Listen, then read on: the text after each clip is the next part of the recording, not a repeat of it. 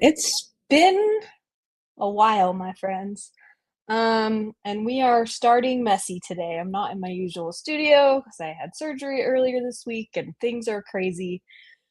But Susan and I are just excited to be back and chatting with you again. So we wanted to get started, even though it's going to be not as I would love for it to be. But showing up is better than nothing. So we're here. I'm going to run the intro real quick. We'll bring Dr. Susan on and we will hop right in.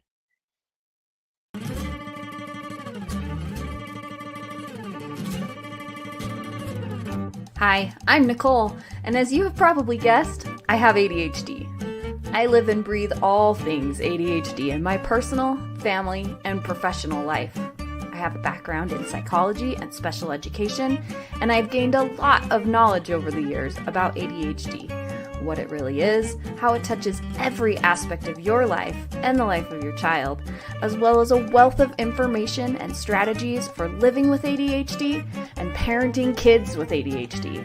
In this community, we share stories, we learn together, and we support each other as we navigate all things ADHD.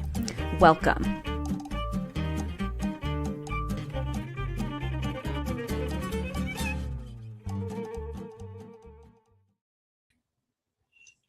Hello, friends. So good to see you, Nicole. How are you recovering? We're doing all right. Yay. I'm getting a little bit of an echo from you. Do you have your headphones in?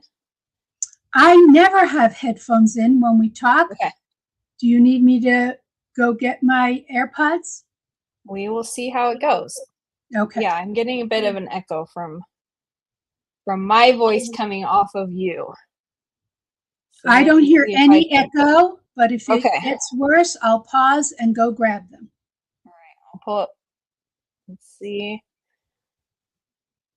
Let us know in the chat if you're getting that echo or if it's just me. Okay. All right. So it's been a minute. Yes, it has. And it has been an incredibly busy year. And I've been anxiously waiting the chance to talk with you here again. Awesome. I'm excited. It is echoing for me. Let me see if I can.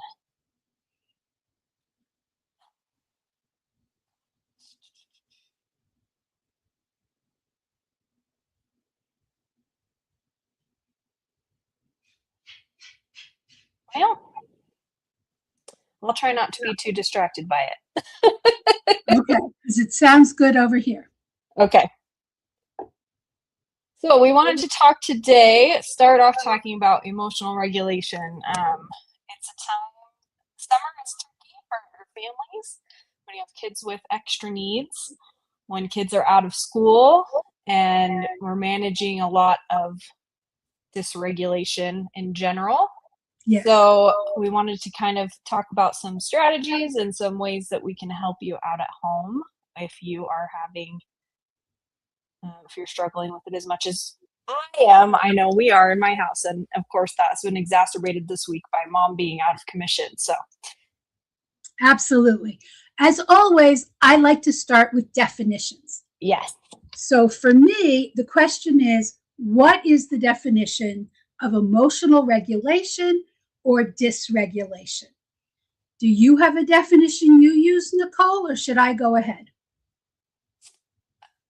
You can go ahead with what you've got, and then I'll hop in if I have anything to add. So to me, emotional regulation is actually one of the key executive functioning skills. We'll get around to talking about those. We do every year. But emotional regulation is actually the ability to monitor, evaluate, and modify your emotional reaction to a situation, to achieve a goal, or respond adaptively to a situation. So I'm going to say it again because that's complicated. The ability to monitor, evaluate, and modify your emotional reactions to achieve a goal or respond to a situation. So that means if a situation is upsetting you, do you give in to your feelings, or are you able to maintain your feelings so that you can either respond to the situation in a controlled way or continue to behave in such a way that you can achieve your goal even if your feelings feel overwhelming? Now, a lot of people think this means swallowing your feelings, suppressing your feelings. They talk about shoving your feelings into a back of the door, your head, and slamming the door on them. And that's not what it means at all, right? No.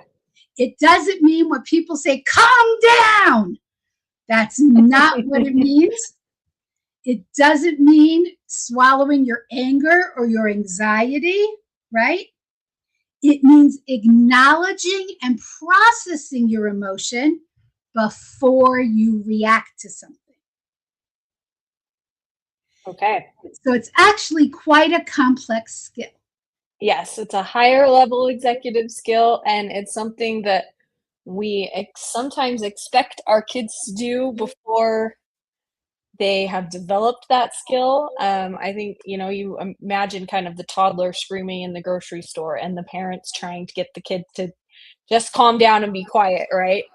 Right. And it also, I think, tends to be something that gets parents who have kids who have intense emotions, right? Who have kind of that quick swinging emotional state. We tend to kind of maybe be embarrassed, or we feel like there's a lot of judgment on us because of the intensity of those. Right.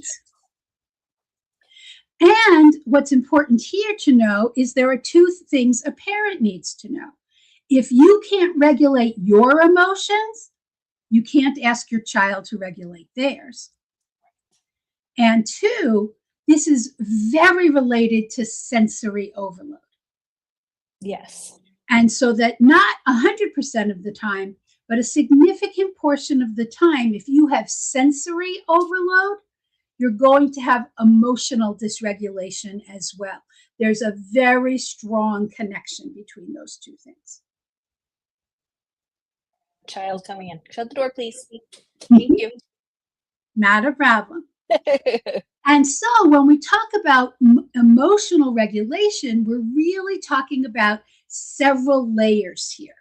Right. So it's about how do you process emotions in the moment so that you continue with the behavior you need to continue with. So that's if you're in school and you're in a class and there's a lot of noise, other kids are making noise, there's a background noise, there's fire alarms going off, there's school announcements going on, the teacher's giving multiple instructions so that it's very hard for you to concentrate on the work you need to do.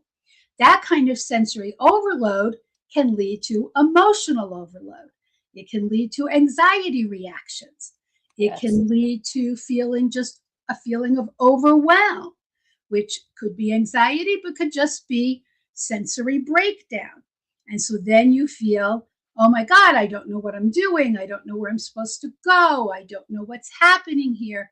And so for my daughter, for example, she used to talk about that she'd lie down on her chair and look at the bottom of her chair because that was sort of a calm, low energy place instead of having to look at all the other kids running around the classroom doing stuff. Whereas the teacher thought that she was misbehaving. In fact, what she was trying to do was reduce all the sensory inputs so that she could control what was happening in her brain. She was actually trying to be adaptive. Right. Right. Yeah, and I think that's kind of maybe the first place that we need to start with this discussion is, the first step of this emotional regulation is for the individual to be able to recognize that feeling in themselves. Exactly. But for us as parents, sometimes that requires us to recognize what's really happening with this kiddo, exactly. Right? And there are so many other factors that come in. So there's the sensory piece, there's overwhelm that way. There's, if they're not feeling well, I've got a kiddo who, if he has any level of illness, his ability to regulate and to not go from Yeah. kind of 0 to 175 immediately is drastically reduced. So that physical well-being, are they hungry? Have they had enough sleep? All of those sorts of physical things that can impact us in emotional ways. Hungry is such a good one because everybody knows the word hangry, right? Right. Where you get hungry and then you act out by acting irritable or angry, or you snap at somebody. And all you really need is to eat in order to re-regulate your body. Mm-hmm. But that happens to our kids as well. So my daughter often says, "Oh, I have a terrible headache." And instead of saying take Tylenol, I say, "Have you had protein?" Mm-hmm. Because if she has not had protein, I know that she doesn't need Tylenol. She needs to eat yogurt or a cheese stick or some nuts, because when her insulin level, her blood insulin level is messed up, she's either hypoglycemic, meaning that she has a low insulin level in her blood, or she has not had protein in a few hours.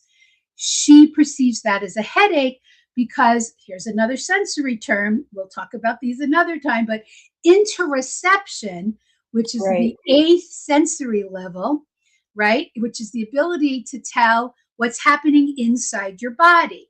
Do you need to pee? Do you need to eat? Do you know what's happening in your internal organs? Is messed up for my kid with severe sensory processing disorder. Right. She thinks she has a headache when she's really hungry. Right. And this leads to emotional. Are we hydrated? There's all Dehydrated. of those physical things to check off before we can address the emotional needs. I want to say one more thing before we talk about another strategy. I want to make a distinction between impulse control and emotional control. Yes. Because impulse control is, I'm working on this assignment and, oh, there's a butterfly. Mm-hmm. And I'm doing the housework and, oh, there's a squirrel. Right? That's impulse control. You can't complete a task because, my husband, I ask him to please do this task. And then I say, and then please do this second task. And he starts the second task before he's finished with the first task. That's an impulse control problem. That's distractibility and attention and focus. Emotional control is, you might be working on a task when you get overwhelmed because of sensory overload, because people are speaking in an angry tone of voice around you. Maybe mom and dad are having an argument and that arouses your emotions. Mm-hmm. It might be, again, I talked about the crowded classroom where there's a lot of noise and that inspires other feelings about you. I want to make a clear distinction between distraction and emotional regulation. Yes. And sometimes that emotional dysregulation can show up in impulsive behaviors, but being able to separate the two of, is this an impulsive behavior or is this an emotional response?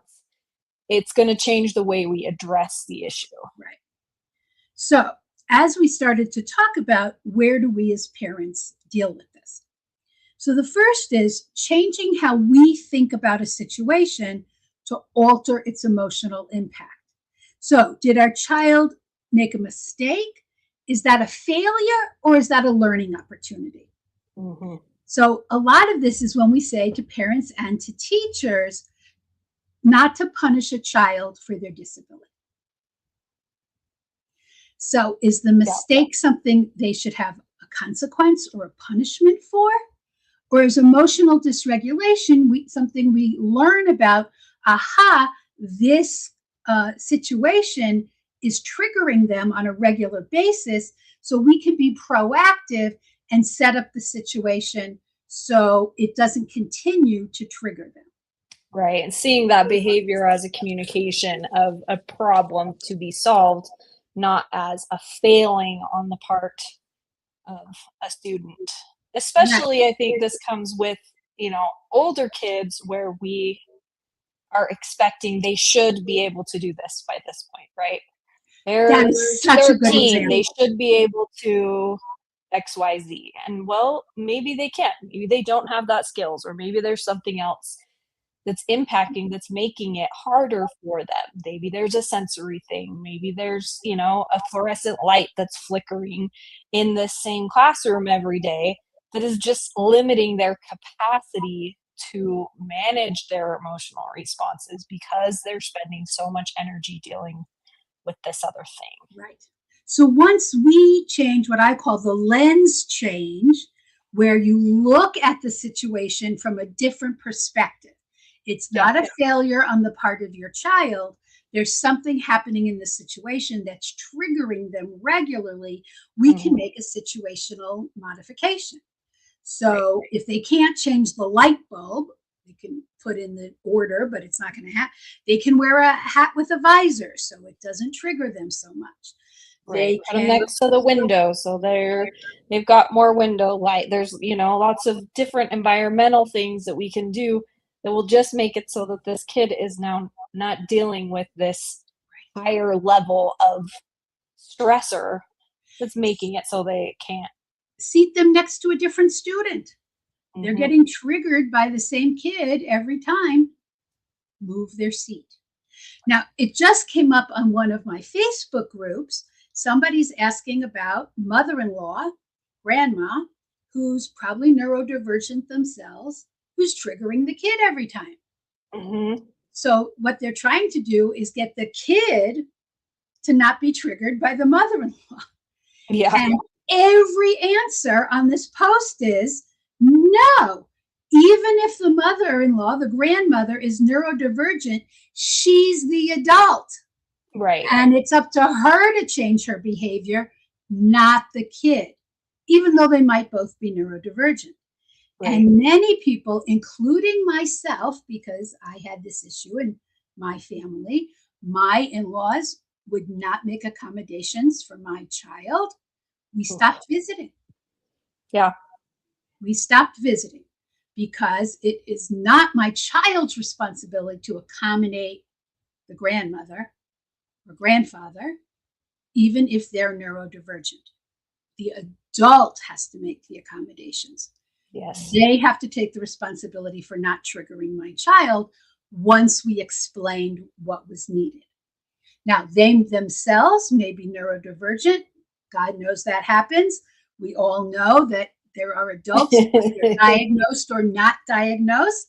Yep. It runs in families. These situations are genetic, but it is up to the adult to make the changes, not up to our child to appease them. And if eliminating, these are the situational modifications you have to make. You don't put your child in that situation. Now, does that mean that we aren't going to work on these skills with our kid? Of course not. Of course not. And we still have to teach our child how to function in society to the best of their ability.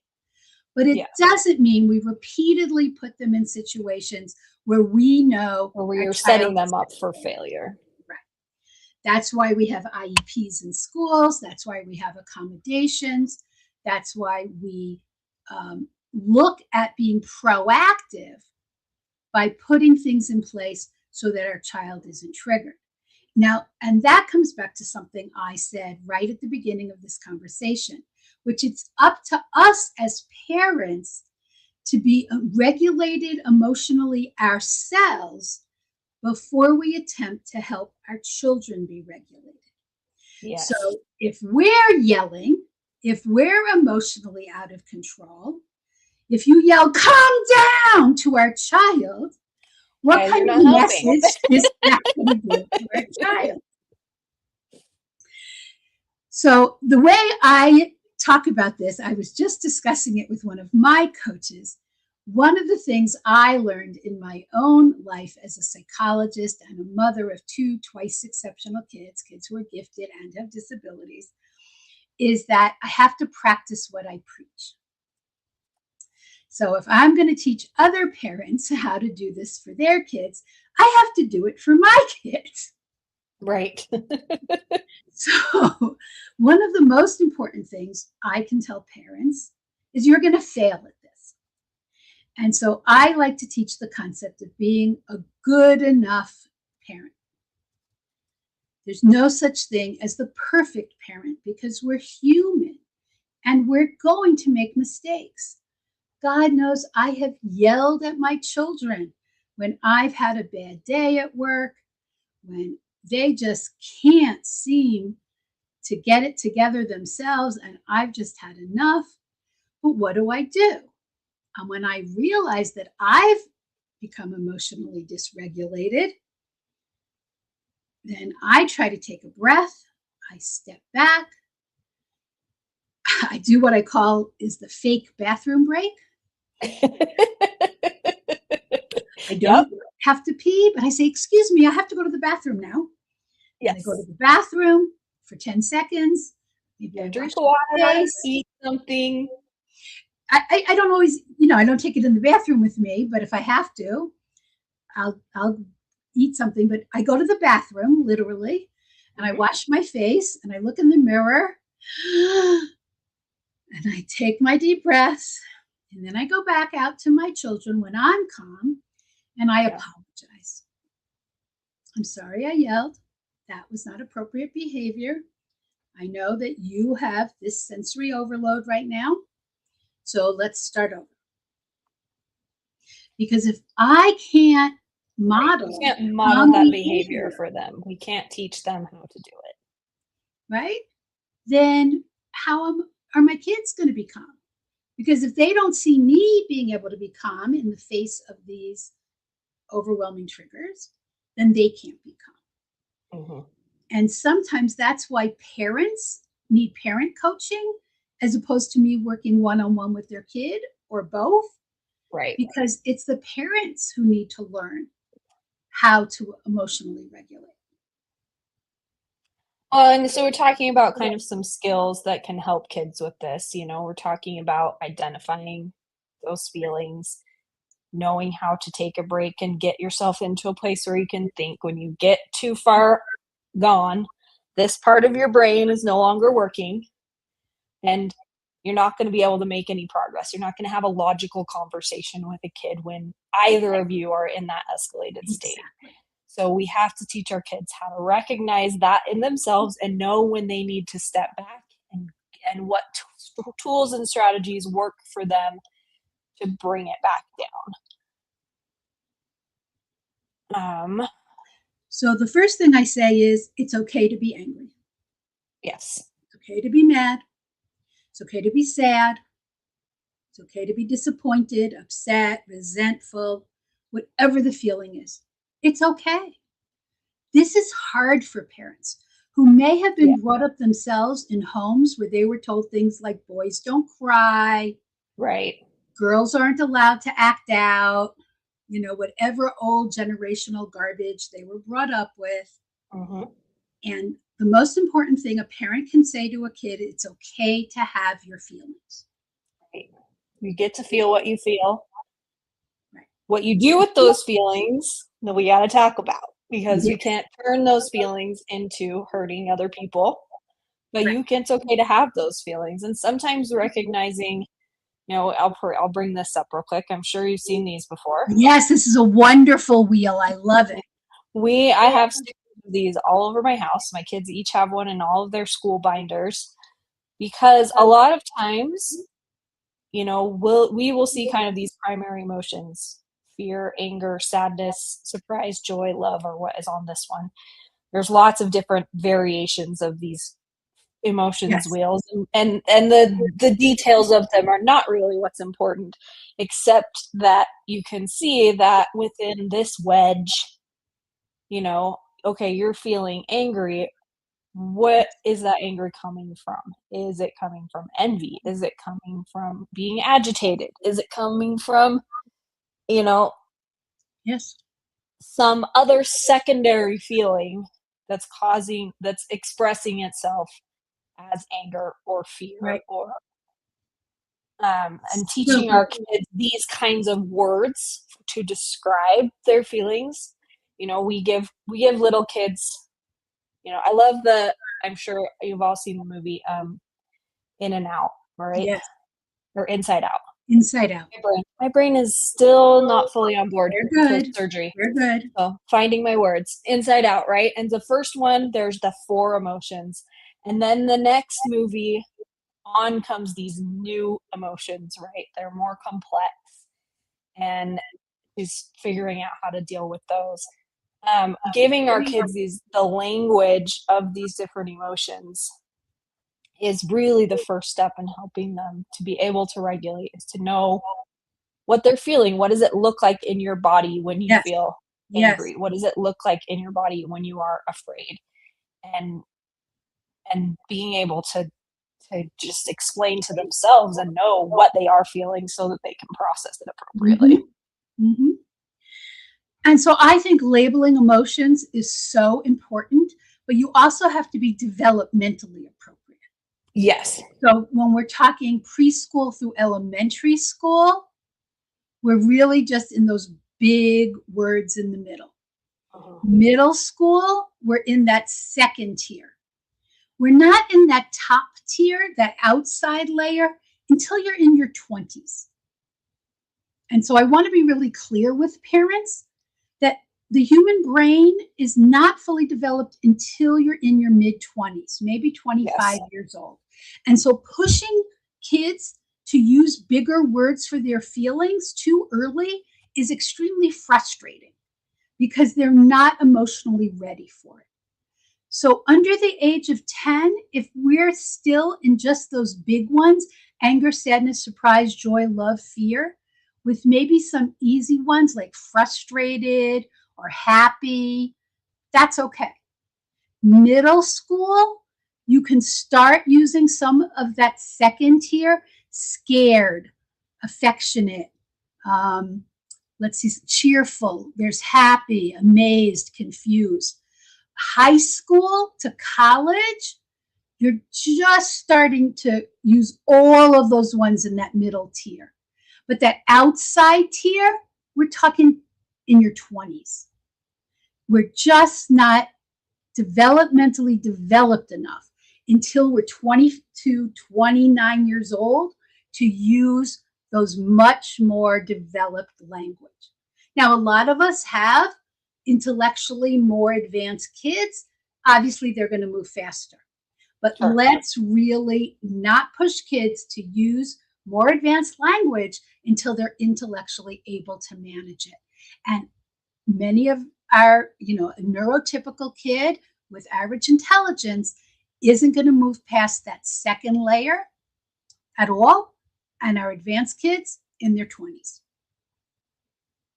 That's just really important to know. That's a brilliant wheel. I'm so happy every time you share it. We've got a few versions that we keep around just to give our kids a chance Right? to try on some of that language. Like, It's I so see good. this in your body. Are Right? you angry? No, I don't think I'm angry. Okay, well, let's look at some of these other options. Right? Do any of these fit the situation? Try and teach them, Right? what's going on. And the next set of skills, once you start identifying some of the motions, is learning how to read your body. Mhm. Because some people get the tension in the back of their neck, their shoulders. I always got stomach aches. All my bad emotions in my stomach. Mhm. Stomach aches, gastrointestinal symptoms, that's where it happens for me, Mhm. right? Some people are headaches, some people are neck tension. You see people who walk around like this all the time, and you That's see me. it in kids. One of the really important things here is breathing. So, what Yes. also happens when kids or adults get tense is they don't breathe properly.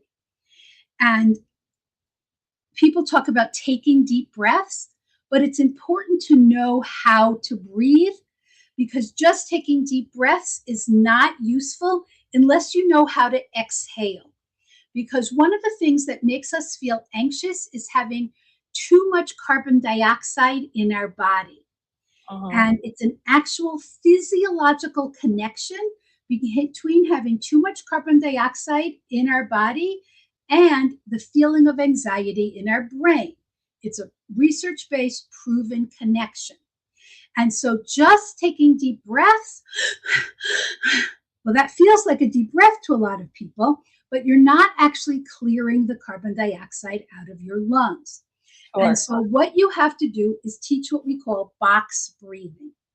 And box breathing is breathing in on a count of 4, holding your breath for a count of 4, and then exhaling forcefully, meaning you heard that, right? Yep. Exhaling. Some people, I like to do it for a count of 4. Some people say a count of 6. So you're not just blowing it out. You're blowing it out slowly and in a controlled way, because that's actually emptying your lungs of carbon dioxide. And what happens, the way that empties it out of your bloodstream, is that when you empty all the carbon dioxide out of your lungs, you're making room for more oxygen when you breathe in the next time. So breathing in through your nose, and nose breathing is important here because it cleans the air. So you breathe in through your nose, 2, 3, 4. You hold it in your lungs so all the oxygen gets transferred, 2, 3, 4. And you exhale through your mouth forcefully.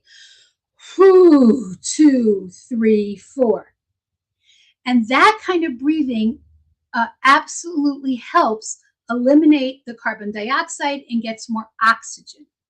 The other reason it's helpful is that when we're crying, we pant, which neither gets enough oxygen nor clears the carbon dioxide.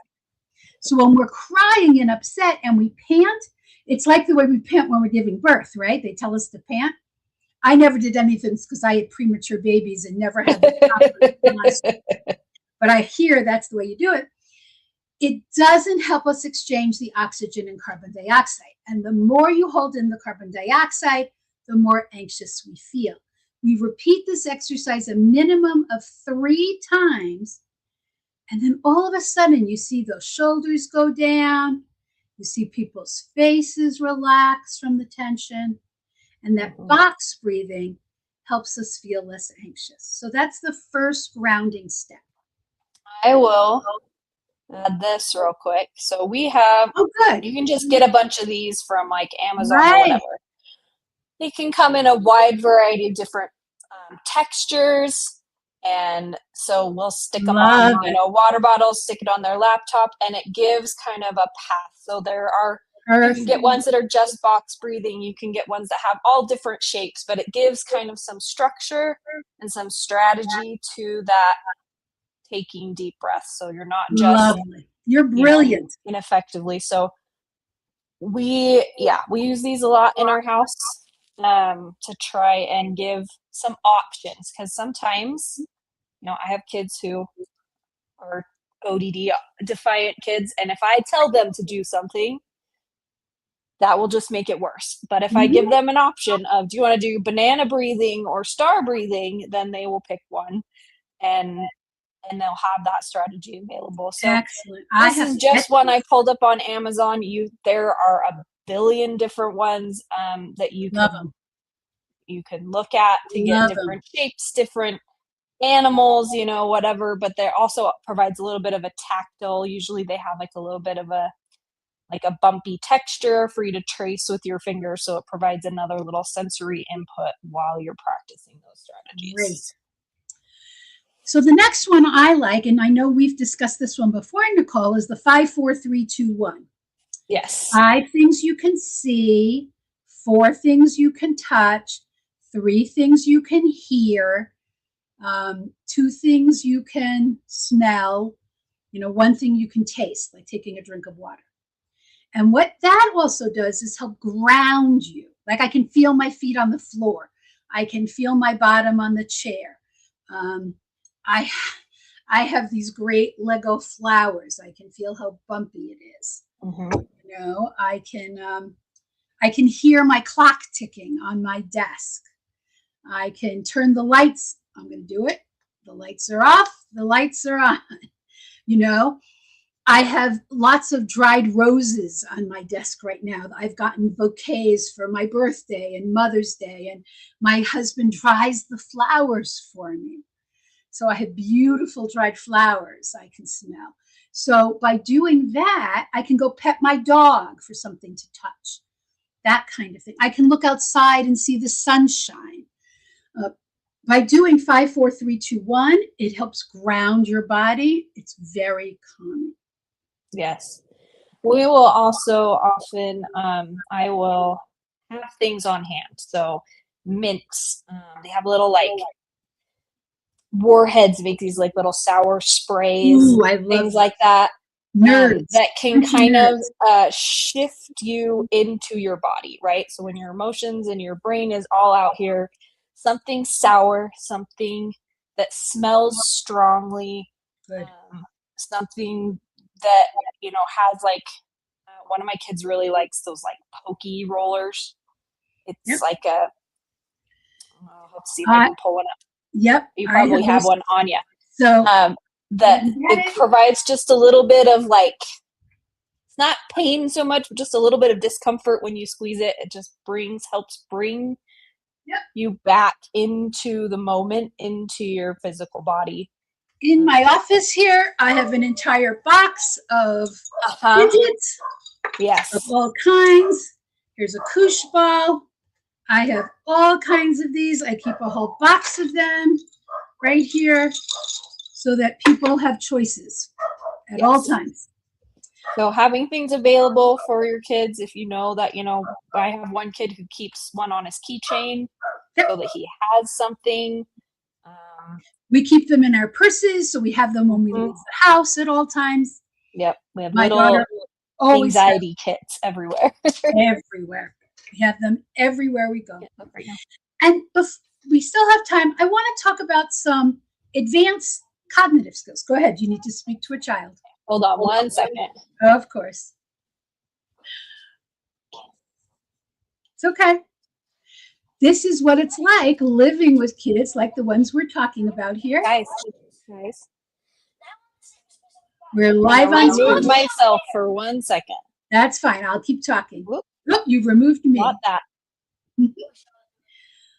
So one of the things we already talked about is how you identify a situation when you're feeling emotional dysregulation and how you reinterpret that situation so that you can get control. So if you're an adult who's experienced this, and we're going to talk about more in our next session about that, if you're with your kid and they can't control their emotions, you as the adult have to take some control. And that can mean talking out loud, talking them through the situation. This is a safe situation. I'm in control here. You, my child, are safe here. Nothing bad is going to happen. It can also mean instructing a teacher on what kind of script to use if your child is feeling overwhelmed in a school situation. That could mean giving them a fidget if they're in the situation, allowing them to step out of the classroom if they're feeling overwhelmed in the classroom, allowing them to put down their work. It might mean putting their head down on the desk for a couple of minutes. As I said, that's what my daughter ended up doing through a lot of elementary school. So I'm talking about things that parents can do to help reset a child, like talking them through the situation, telling them they're safe, giving them the fidget, letting them know that they're able to get control, having an adult help them, giving the teacher the script, letting them put their head down. But also, as a teen, these are scripts you can practice for yourself and use out loud. We can rehearse these scripts so that you can talk yourself through an emotionally upsetting situation and remind yourself, I am safe. I can use a fidget. I can do my breathing. And by practicing these scripts when you're in a safe setting with a coach like me or Nicole, with your parents, then when you're in the situation, perhaps you can have a cue. You can have something on your backpack. You can have a laminated script to talk yourself through it. My daughter has a fidget ring that she uses. There's a marble on her ring. She can change the color. And when she pushes that marble around so it spins, she can talk her way through her script. I am safe. I can do my breathing now. She has bracelets that she can use. And as she moves the beads around, she can talk her way through her script. A second cognitive skill is what we call perspective taking. You can consider other viewpoints. Oh, I can see other kids are calm in this situation. This is not a scary situation. This is something inside my brain. I can get control of this. Not everyone is overwhelmed by this situation. I have strategies to use. I can get through this, right? Or you can choose what we call a values-based action. You can say, I feel this way right now, but I don't want to be this way all the time. What's the way I want to be in this situation? What's the script I can use to achieve that, being like that? So my daughter is using some apps to help her be like that. For example, she's using an app called Finch. Have you heard of it, Nicole? Yes, I have it. Oh, you're using it too. So she sets some everyday things like brushing her teeth and when she takes showers, her chores, and then she's setting, and then we have a dry erase board for the week up in one of our kitchen cabinets. And every week she writes what day is she going to do her laundry, what day is she going to bake bread because she's gluten-free. So she bakes her own bread. Today, she wasn't feeling up to some of her tasks, but I'm leaving on a business trip tomorrow, and I needed her to help me choose 5 outfits because I'm going to be doing some recording of interviews and videos for my YouTube channel, and I need 5 outfits. So she helped me pick my outfits. That was her task for today. And by using Finch to check up on her everyday things, and then every day she adds another task on her dry erase board. She is checking in on herself when she doesn't feel well. What is my task today? Setting timers so she can get to that task. And she helps get her through her dysregulation by saying, okay, I can set a timer for 30 minutes and then I'll go do that task. Love it. That is helping her manage her time. And the last one is co-regulation, which is if I don't see that she's dysregulating, we've already talked about how the parent or teacher can help when they notice. Mm-hmm. She can come to us and say, I didn't get to my task yet. Can you help me co-regulate? And that's a very advanced skill. Yes. What do you think about this, Nicole? So, I feel like, getting back to this idea that we have to try and teach these skills in the time when they can be learned, right? And what's tricky with these kinds of kiddos is you can talk and talk and talk about it when they're calm. And that doesn't necessarily mean that they're going to be able to access this skill when they're not calm. Right. And that's where, you mentioned earlier, working with a therapist with the kiddo is one thing, but parents knowing how to help in the moment is the most important thing, because we're the ones who are there when the chaos hits, who can then walk the kid through it. Yes. It's not always going to happen in the therapist's office, right? That's it's going to happen at the grocery store. It's going to happen at the playground. And being able to kind of, for us, first of all, see as our kids start to get in that state and help them to intervene before they get there. I was going to bring up this one that a lot of people have seen, which is the zones of regulation, right? I really believe in it. It is a really great strategy. A lot of schools are using it, which is awesome. But this is just a really simple way to help kids recognize where they are with their emotions. And it adds in this blue zone, which is kind of I've seen this done as like a thermometer, and I don't really like it that way, because that usually puts like, oh, the things that are lower are better than the things that are higher. And that's not really where we are, right? We've got these 4 different categories. The blue zone, they might not be able to do as much if they're in blue. If they are sad, that's talking about body signals here: heavy limbs, moving slowly, slow heartbeat, foggy head, right?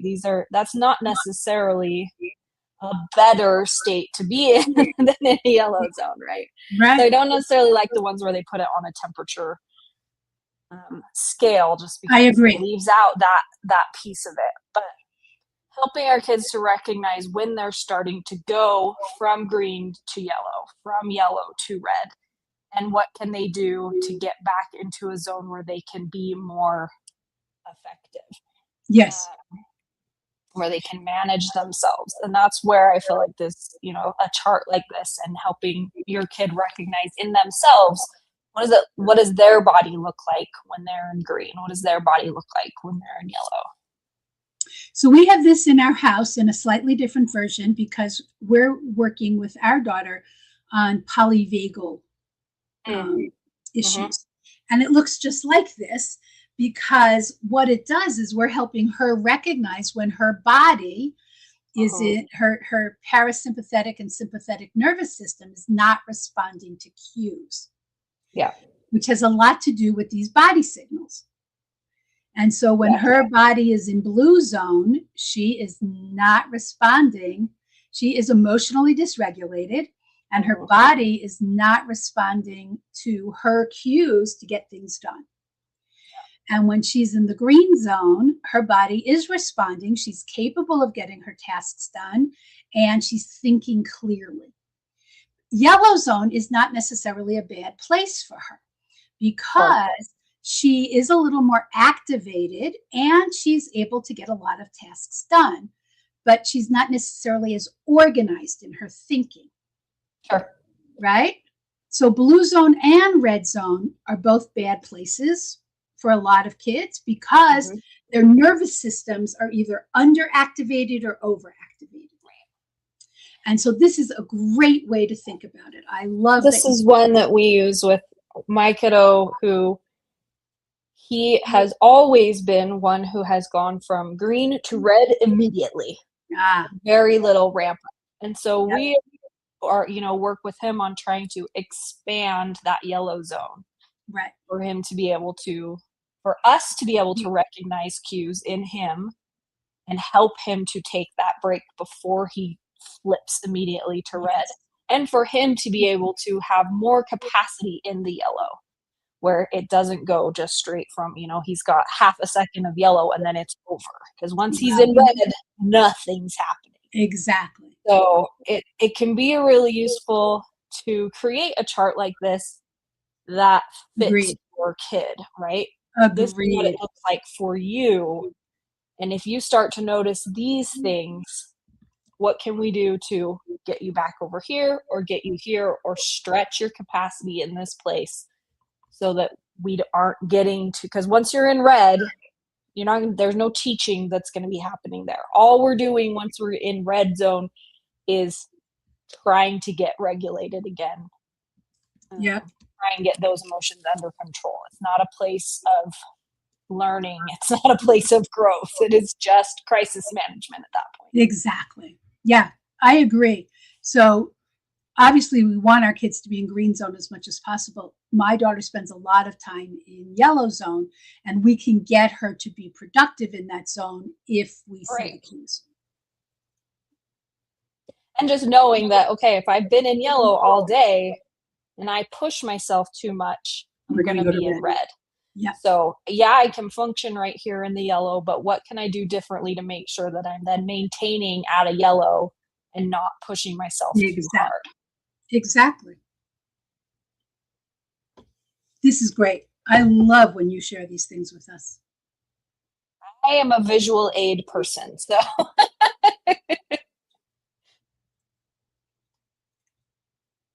Excellent. Yep, so good. so next week we want to talk more about the adult side of emotional regulation, Yes. what we can do, not just as parents, but as individuals who might struggle with our own emotional regulation because of our backgrounds or our diagnoses or just the stress of parenting kids who have big needs. It requires a lot more of us, which means we have to be pretty intentional about managing ourselves so that we're in a place, got to put our oxygen masks on first so that we're in a place where we can help the Yes. little people around us. But did you Yes. have anything else you wanted to add before we wrap up today? Well, I'm going to put a link in the chat. I'm offering a paid workshop this coming Monday. Very inexpensive for parents of teens and young adults. It's called Empower Teen Success. Monday, June 22nd from 5 to 8 p.m. Eastern. I have the link in the chat here. I'm very excited about it. I'm going to talk about my 3 essential elements for helping teens become successful, independent adults. And that's executive functioning, communication, and helping them be independent. We're definitely going to talk about emotional regulation again there. So I dropped that in the chat. It's a big piece for teenagers. There's a lot of big emotions happening at that time. So much.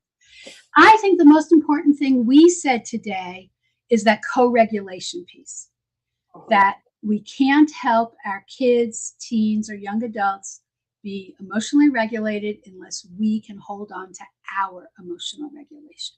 Yes. To me, that if you take away nothing else today, please take away that. What do you think? What's the most important thing we said today? I think that and remembering that learning doesn't happen when we're already in that red zone, right? That is the time to manage, but it's not the time to teach. And if we're trying to teach when we're in that mode, we're not going to get very far. We're just going to end up escalating more. So knowing when to kind of just manage and de-escalate and control a situation as opposed to trying to teach skills and parent the way that we think other people want us to do it when we're in the moment. Yes. Nicole, I am so glad we've started this back up. I'm going to I know, it's great every week. Yes. It's just so exciting that we're back doing this together, and it's available on your YouTube, available on my YouTube.